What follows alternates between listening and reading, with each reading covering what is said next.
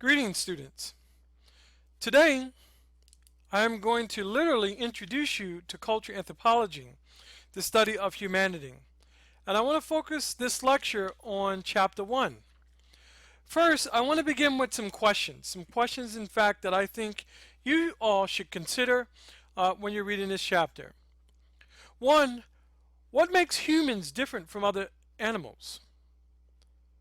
What is human nature? Or is there such a thing? And how and why do peoples of the world differ, both biologically and also culturally? Have affluent people in industrialized, urbanized nations sacrificed something important in their quest for the good life? What is the price of progress? And are there hidden costs? If industrialized and urbanized nations have sacrificed something, what might we learn from the traditional and indigenous way of living, traditional and indigenous peoples? What are the implications of living in a world where diversity and whose diverse people have recently become connected to the global system by way of corporations, technology, internet, etc.? All of these questions are questions that anthropologists tend to look at. Questions that anthropology as a discipline is in fact preoccupied with. So let me begin. In Chapter 1, the study of humanity, you're going to focus on some important learning objectives. One, you should be able to list the 4 major subfields of anthropology. 2, you should be able to understand how anthropology differs from other disciplines. 3, you should be able to explain the practical use of anthropology as a as techniques or anthropological techniques in solving human problems. Discuss how anthropology has changed over the course of the past few decades and understand the meaning and importance of the holistic, comparative, and relativistic perspectives. And I should add also the evolutionary perspective, which is not listed here. Should be able to describe the wider lessons one can learn from the study of anthropology. Now, let's talk about anthropology as an academic discipline. Anthropology is, in fact, the academic discipline that studies humanity from a broad biological and cultural perspective. Simply put, it is the study of man. And as some noted anthropologists have once said, anthropology is the humanities and sciences, or rather, it is the most humanistic of all sciences and the most scientific of all humanities. There are currently 4 major subfields of the discipline, and of course we'll add in a 5th one for good measure, which I'll talk about. But those subfields are archaeology, physical or biological anthropology, cultural anthropology, linguistics or anthropological linguistics, and then the 5th one, which we will discuss here, is an area called applied anthropology, and is often considered the 5th field. Now, there is something important that I want to point to you all in terms of your concept review, which in your textbook is located on page 3. There is in fact an error in the textbook. In the concept review, where it lists physical and biological anthropologists, or anthropology as a subfield, it says excavation of material remains in prehistoric sites, so on and so forth. Well, that explanation actually belongs to archaeology. So somehow the publishers have gotten the 2 concepts, physical and biological anthropology, and beneath it archaeology, sort of switched around. And so as you read this, you'll realize that this concept review is a little off. Be that as it may, let's continue. Let's talk about physical anthropology.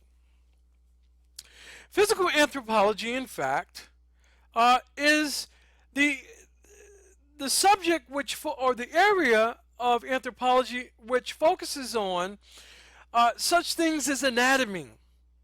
In fact, anatomy and behavior of monkeys and apes, primates that is, human variation, and human evolution. But we'll talk about these in a little bit more detail. Let's just say that physical or biological anthropology is a major subfield of anthropology, and that it studies biological dimensions of human society and other primates. And there are several more specialized areas that fall within this subfield, more specializations. Let's begin with one of the specializations, primatology. And primatology is here the study of primates, including monkeys and apes. And I apologize again, I see a typo there. I say money, maybe I'm thinking about money, but that should in fact be monkeys and apes. It's the study of evolution, the study of anatomy, the study of adaptation, and social behavior of primates. It is the study of the taxonomic order which human beings belong. The research on group living monkeys and apes has given us significant understandings about many aspects of human behavior, including tool use, for example, sexuality, parenting, behavior, male and female differences, as well as aggression. In fact, British primatologist Jane Goodall was one of the first to observe tool making amongst African chimpanzees. I will post a few pictures that I've taken with Jane Goodall. I won't say that we're good friends, but we happen to share a green room together, and you'll see from the pictures. The second specialization in physical anthropology is paleoanthropology. And paleoanthropology investigates the biological evolution of human species. It's an attempt, in fact, to understand the biological origins of the human organism, or the human species, rather. Physical anthropology and paleoanthropology, rather, is an important area, an important specialization within physical anthropology. And it has been determined through paleoanthropology that many of our ancestors, in fact, are ape-like ancestors. In other words, that there was a split along the human sort of chain where apes and monkeys diverged and humans went the other way. But in fact, we share a common ancestry. In fact, in the late 1970s, as your textbook points out, we begin to develop new methodology in terms of understanding the human species. In fact, we begin to use the technology of DNA, the genetic material, very basic genetic material of the human species. And what we discovered in that, the closer the sharing of genetic material means that the closer those species in fact are. And what we found is that 97.7% is the sharedness between humans and also gorillas. 98.7% is the sharedness between chimpanzees and bonobos and humans. And even the Neanderthal shares 99.5% of genetic material with contemporary humans. The important fact about paleoanthropology is not just that it gives us sort of the order of the human species along this larger pantheon, if you will, of species, but in fact, it is an effort to sort of discover the origins of the Homo sapien. Now, there's another important area of paleoanthropology that relates more on the applied side, and we'll talk about applied anthropology shortly, but that is forensic anthropology. And forensic anthropology is a specialization within physical anthropology that analyzes, in fact, and identifies human remains. So, many of us are thinking, or should be thinking, about the chaos and wars that are underway in the Middle East. And the evidence, or reports rather, of these sort of mass graves. Well, forensic anthropologists then would go to these sites and be able to tell us something about who's in those graves. Are they male? Are they female? What kind of nutritive or nutritive deficient diseases did they have? What other kinds of diseases they have? What was the cause of death in some cases? So forensic anthropology is a very important specialization within physical anthropology. I'm going to move on to archaeology. Archaeology, in fact, is the investigation of past cultures through the excavation of material remains. And archaeology actually divides in two particular areas: prehistoric archaeology and historic archaeology. Let's talk about prehistoric archaeology.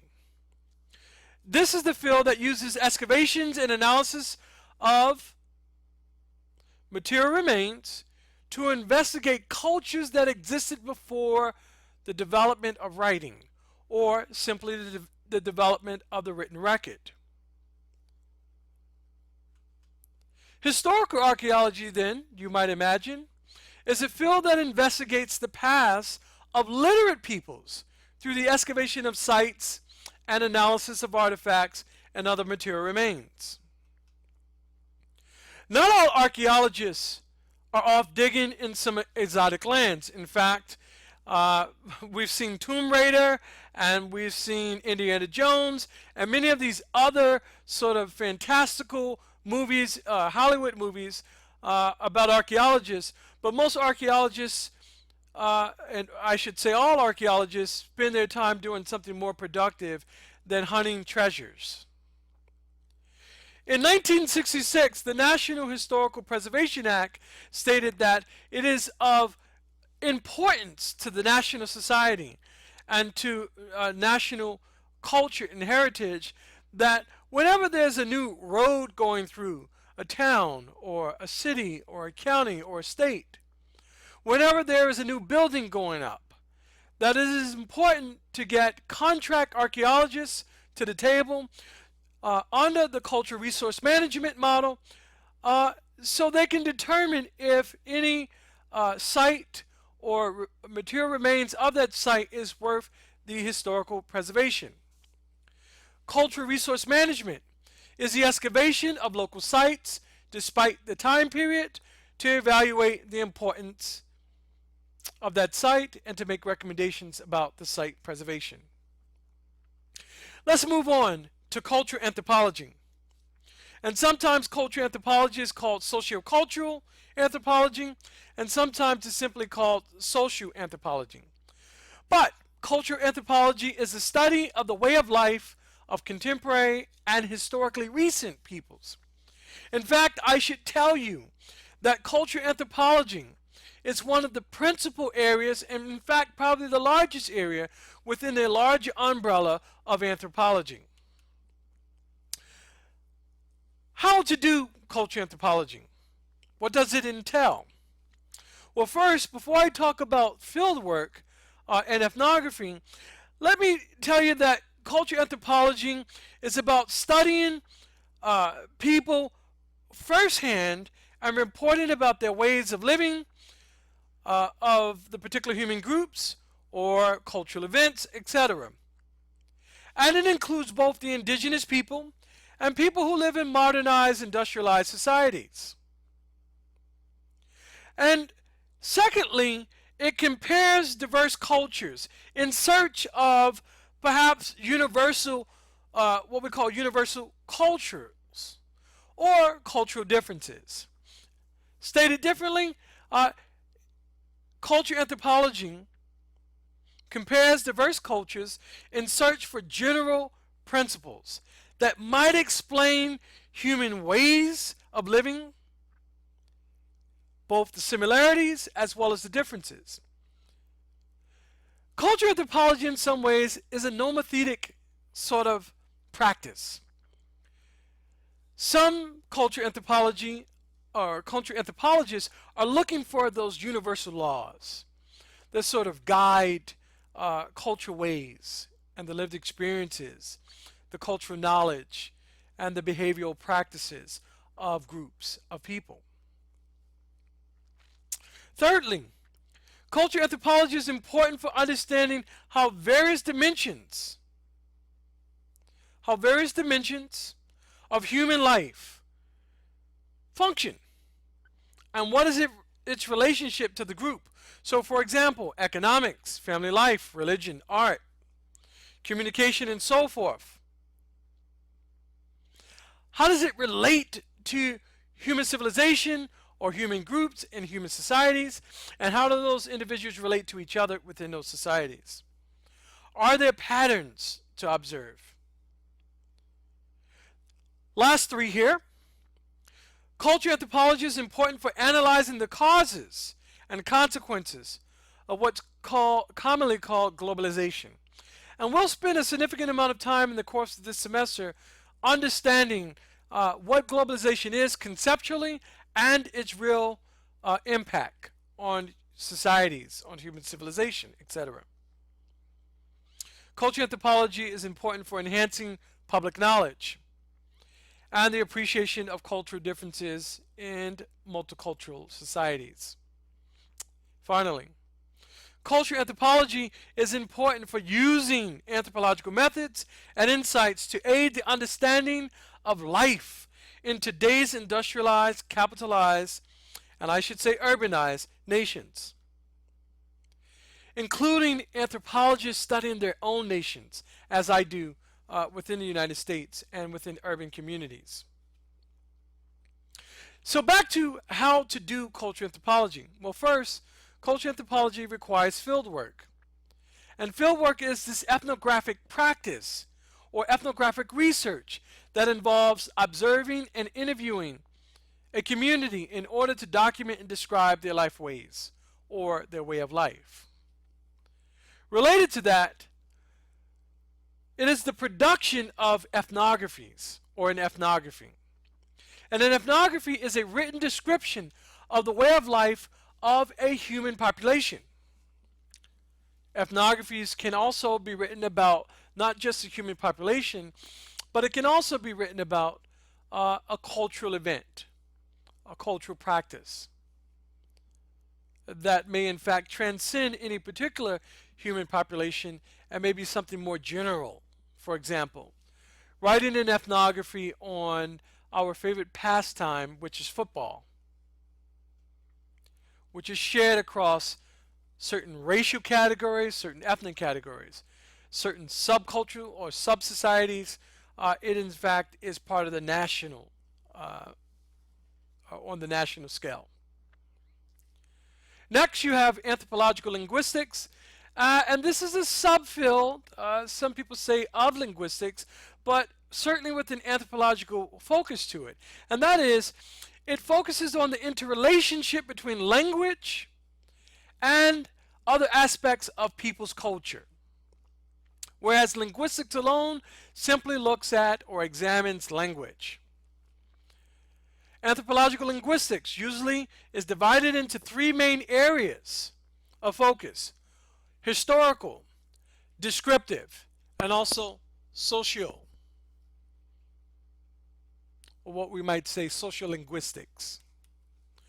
Applied anthropology, which is this fifth sort of area, in fact, uses anthropological methods, theories, concepts, and insights of all the four sub-areas that I just described: physical or biological anthropology, archaeology, cultural anthropology, and anthropological linguistics. It uses the anthropological methods, theories, concepts, and insights of these areas to help public institutions and private enterprise deal with practical and real-world problems.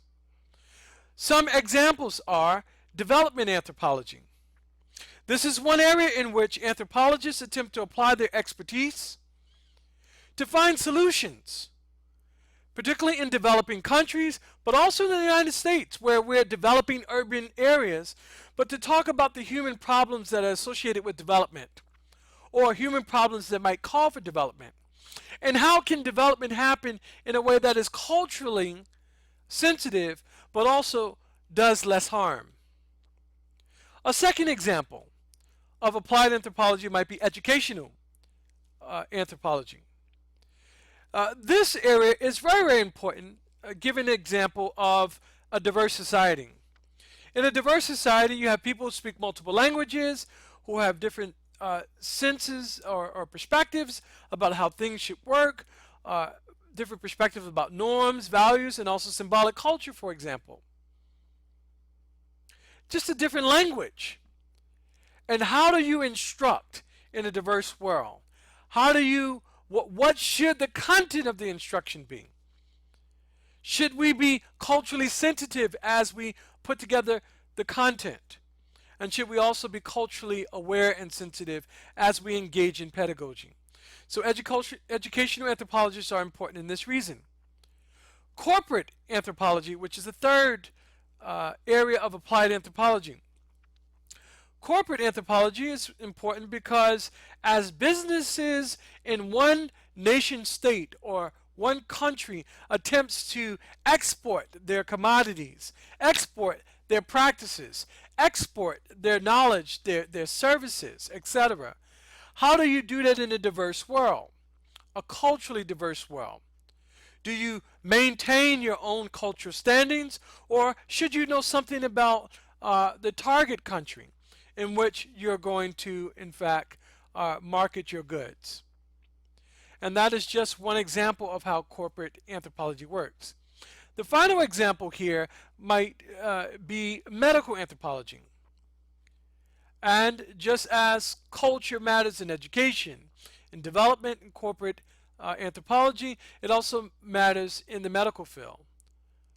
How do you communicate medical interventions that might save people's lives, for example, in culturally different contexts where, in fact, there might be trepidation, for example, with looking at Western medical interventions? Or there may be myths and beliefs about the trajectory or the vectors, if you will, of viruses and other diseases, whether caused by bacteria or other fungi, for example. There might be ideas that do not match science. And so how do medical workers go about engaging in medical intervention in societies that are not familiar with practices? And I don't just mean societies abroad, but I also mean societies within in the US. How do they go about making sure that those interventions are culturally sensitive again? Medical anthropology, again, specializes in the research that connects, the research connections between cultural beliefs and the habits of spread and treatment of diseases and illnesses. Medical anthropology is just really, really important. Now, in the anthropological perspective, earlier I mentioned that there was the holistic perspective, the comparative perspective, and the relativistic perspective. I should note that unlike other social sciences, anthropology takes a different approach to the study of humans and their cultures. We're different in some ways from sociology, history, economics, and other disciplines. But I want to add on a fourth perspective here, and that is the evolutionary perspective. Let's talk about these perspectives. The holistic perspective says to study a society or to study a subject of a society from a holistic perspective means that one must attempt to understand all the factors that influence it.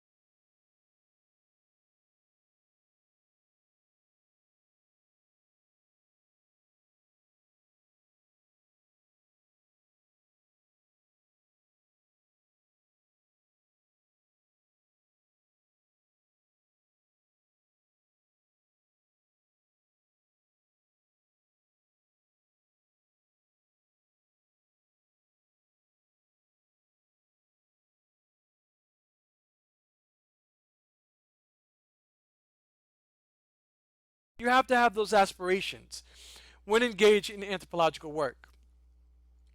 To do this effectively means that anthropologists look for connections and interrelationships, and we try to understand parts in the context of the whole.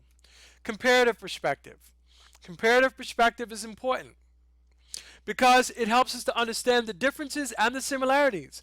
But as I said earlier, it also helps us to arrive at maybe some nomothetic or nomothetic sort of principles of our understanding of the human species.